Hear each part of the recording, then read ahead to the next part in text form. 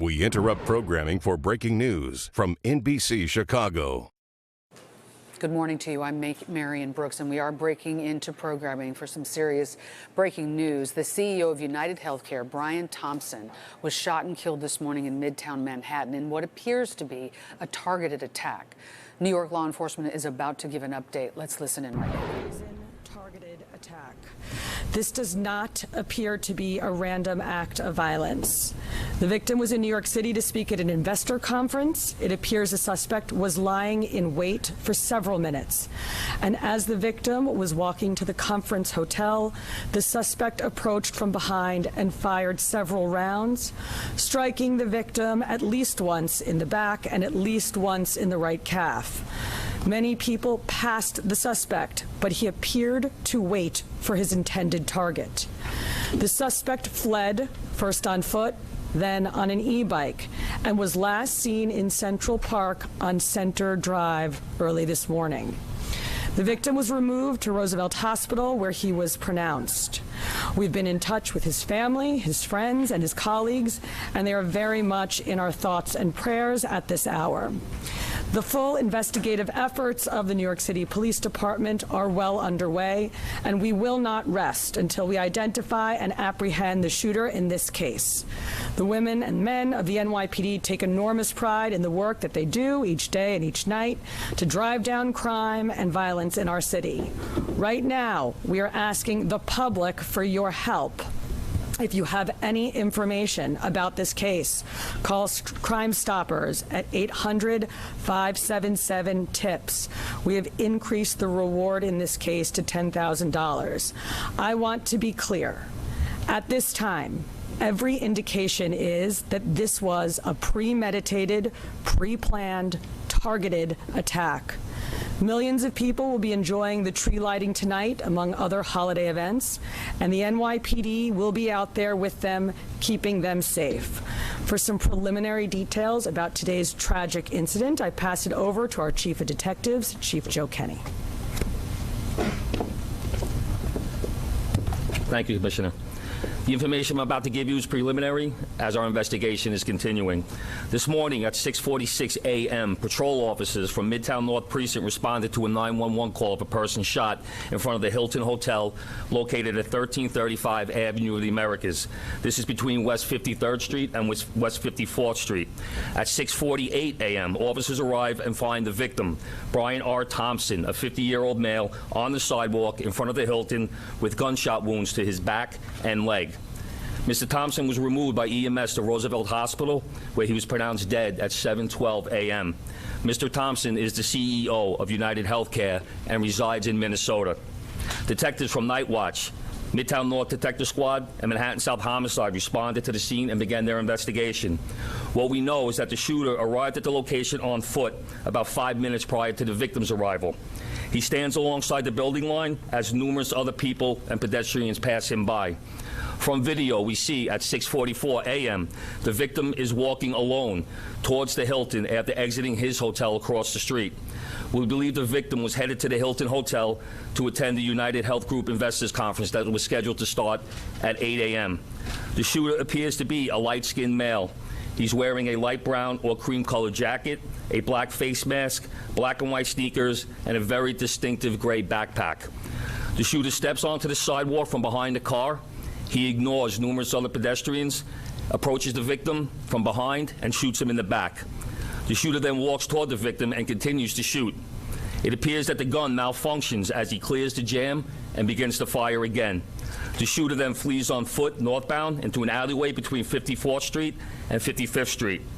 Once at West 55th Street, the shooter continues to walk westbound on the Avenue of the Americas, where he gets onto an electric e-city bike and rides northbound on the Avenue of Americas towards Central Park, where at 6:48 a.m. we have the shooter riding this bike into Central Park at Center Drive. At the scene, we recover 3 live 9mm rounds and 3 discharged 9mm shell casings. The motive for this murder currently is unknown, but based on the evidence we have so far, it does appear that the victim was specifically targeted, but at this point we do not know why. This does not appear to be a random act of violence.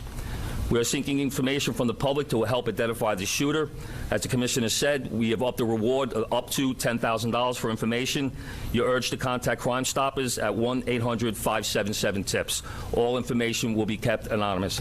Thank you very much. All right, well, we're going to open up to a couple of questions. We're going to start off with Shimon, CNN. So it's about an hour and 20 minutes before the start of the conference. Is there any indication that he was going to meet someone? Because it's pretty early. Is he on his way to meet someone there at the conference? He leaves the hotel dressed like he's going to be attending the conference. We're working with his co-workers and other people that he planned on attending the conference with to get that information. But as of right now, he's in charge of the conference, so we believe he was getting there to help set up.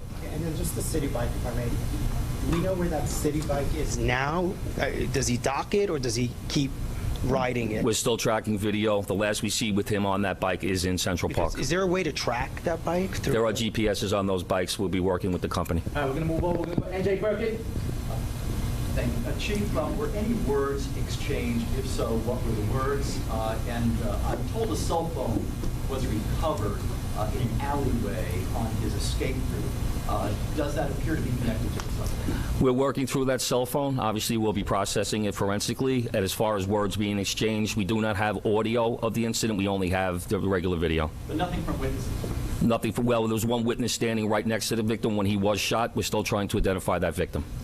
Excuse me, that witness. We're going to go over to Aaron Katursky. Thank you.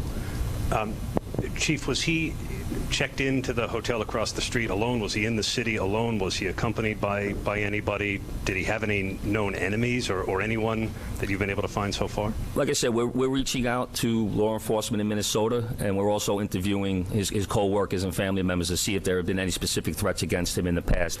As far as who was he in the hotel with, we're doing a search warrant in his hotel room right now. That might lead us, give us some more information. All right, we're going to go over to Dean Moses. A couple of questions. One, based on the surveillance you've seen of this individual, do you feel like he's professional? You mentioned that he did a bullet spell. Do you feel like this was a professional individual who took this man's life? And also, will it affect in any way tree lighting tonight? I'll answer the part about whether or not he's a professional. That we have no way of knowing that.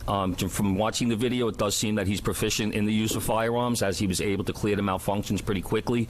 But as far as the tree lighting, I'll leave that to Chief Madrick. Yes. Good morning, Dean. Just really quick, this incident will not affect the tree lighting. The tree lighting is slated to start at 7 p.m. The show, the actual lighting of the tree will be close to 10 o'clock, actually 9:55 p.m. We will have a massive police presence out there around Rockefeller Center from 52nd Street all the way down to 47th Street. We will have plainclothes out there, a plainclothes detail out there.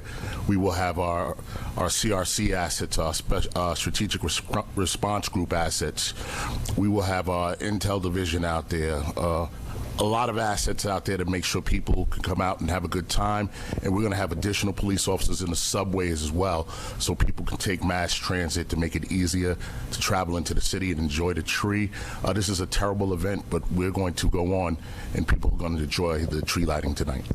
All right, we can move on to Marsha Kramer. I wonder if you could tell me, the mayor said that there was evidence recovered at the scene that would indicate that this was not a random event. I wonder if you could tell me what that evidence was.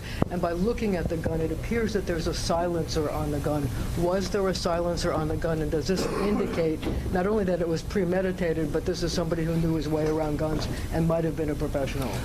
Once again, we won't know that until we complete our investigation and identify the shooter or recover that firearm. You see a glimpse of the gun in video, so we're not able to make a determination on whether or not a silencer was used on that quick glimpse of video. Is that a silencer? We can't tell from that little glimpse of video. I'm not going to commit to saying that at this time. That would be part of our investigation. And what evidence did you? There's a cell phone recovered in the alleyway, and once again, we will process that forensically and see if it comes back to this shooting. So you don't think that the cell phone was part of Brian Thompson's? Once again, this investigation is less than 5 hours old. That will be part of our investigation. All right, we're going to move on. We're going to Joe Marino, New York Post. Chief, do we know when Thompson arrived in New York City? My understanding is he was staying close by to the Hilton, but not at the Hilton. And has anything in the reverse video cameras indicated that these two individuals crossed paths at all? As of right now, Based on the current video that we do have, it doesn't appear that they crossed paths, and he arrived in New York on Monday. All right, we're going to take 2 or 3 more. We're going to go Rocco, Daily News. Chief, did he typically travel with a security detail? And even though it's early, is there anything to indicate that there had been issues with, let's say, a patient who was denied coverage, either back in Minnesota or more recently, someone who lives here? From speaking to other employees that traveled with him to New York, it doesn't seem that he had a security detail. He left the hotel by himself. Was walking, didn't seem like he had any issues at all. So I don't think he did not have a security detail. And as far as denied coverage, I know that's typically an issue with these major companies. Any reason to believe he had been the subject of a threat? Once again, we're looking at everything. We're looking at his social media. We are interviewing employees. We are interviewing family members. We will be speaking to law enforcement in Minnesota. We're going to do 2 more before we wrap up. Shayna?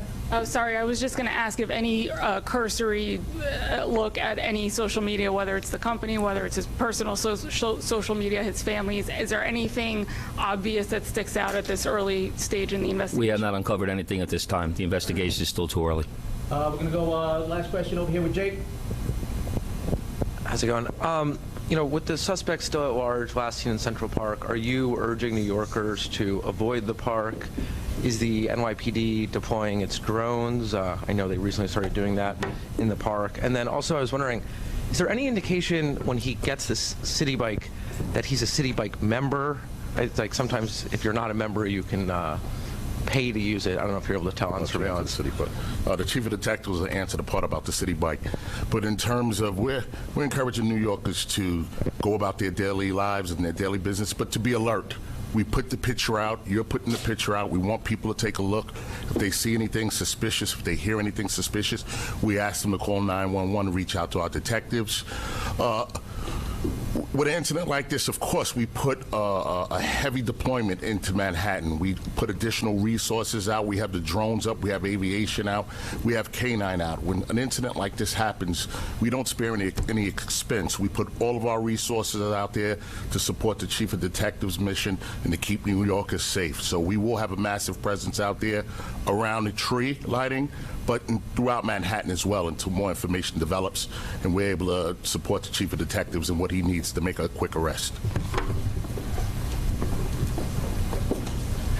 As far as we're just listening to law enforcement from New York City. This was a major event. The CEO of UnitedHealthcare was gunned down in front of the Hilton Hotel on his way to an investor conference with UnitedHealthcare. Obviously, that conference has been canceled. This is significant for many reasons. One, this is the largest insurer in the United States. 50-year-old man shot in broad daylight in the morning in Manhattan. Obviously, that is significant. Also, this is the day that the Rockefeller tree will be lit. There will be even more people in the Manhattan area because of that. The police in New York City have said this looks like a targeted incident and that the Rockefeller tree lighting will not be affected. It will go on as planned, and they do plan to continue the investigation as well as have enough staff to make sure everyone is safe at the tree lighting. They also announced that there will be a $10,000, at this point, a $10,000 reward to find information about the gunman who is currently loose right now in New York City, last seen in Central Park.